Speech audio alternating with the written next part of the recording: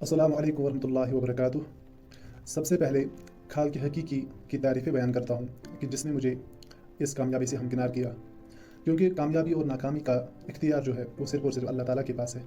कहा गया है कि मन जद्द वजद, यानी जिसने कोशिश की उसने पाया। और इस कोशिश में सबसे बेहतर, सबसे पहले वालिदैन का रोल, उसके बाद उस्ताद साहिबान का रोल और सबसे अखीर में खुद तालिब इल्म का सबसे बड़ा रोल अदा होता है। और अल्लाह ताला का शुक्र है कि उसने मुझे वालिदैन और उस्ताद साहिबान ऐसे फ़राहम किए, ऐसे अता किए, जिनकी वजह से ये कामयाबी मुमकिन हो सकी। हालांकि मुझे इससे ज़्यादा कामयाबी का यकीन था, पर मैं इस चीज़ पर यकीन रखता हूँ और ये चीज़ मैंने महसूस भी की है कि कलम की नोक पर अल्लाह ताला का ज़ोर चलता है। अब वालिदैन ने भी तन मन और धन से मेरे तालीम से वाबस्ता हर ख्वाहिश पूरी की, और बिलाशुबा मेरी ज़िंदगी से जुड़े हर एक उस्ताद साहिबान ने भी लगन और मेहनत से भरपूर ताउन किया। कश्मीर यूनिवर्सिटी से पीजी के इम्तिहानात के नताइज कल बरामद हुए।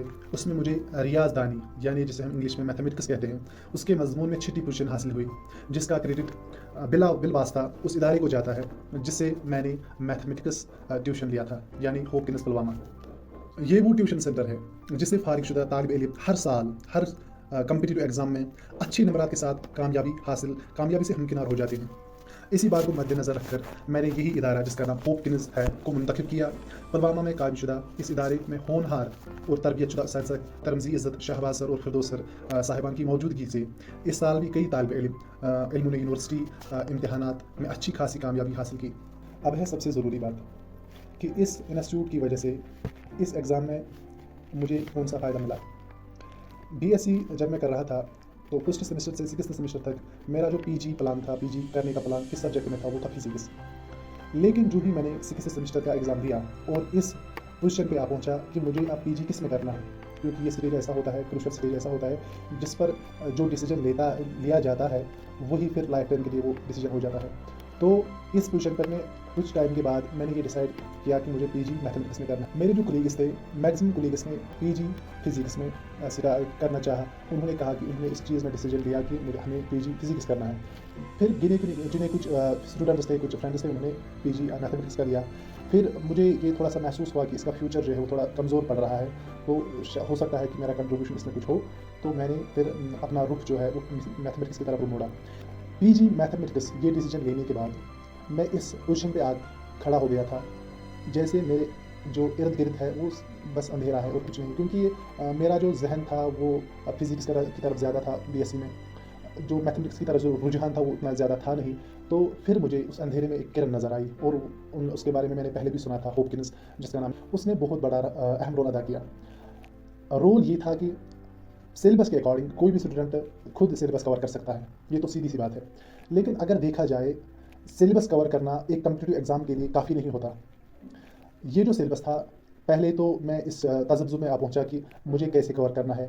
अगर करना स्टार्ट करूँगा खुद, तो कहीं ज़्यादा डीप न चला जाऊँ या कहीं कम ना पड़ जाए फिर उस एग्ज़ाम के लिए।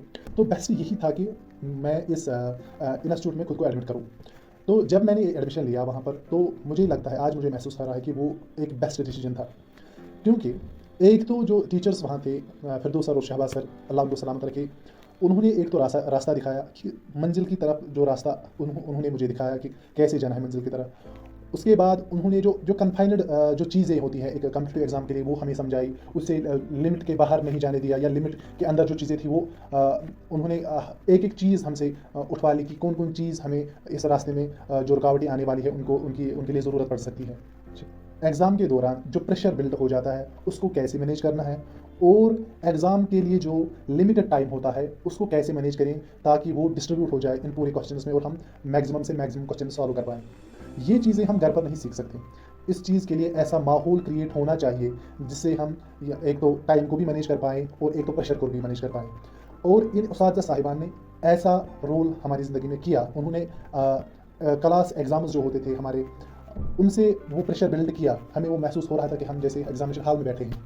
और उसी तरह उन्होंने जो कन्फाइनड टाइम रखा था हमारे उन क्वेश्चंस के लिए, वो भी हेल्पफुल साबित हुआ, क्योंकि हमें कम टाइम में मैक्सिमम क्वेश्चंस करने पड़ते थे।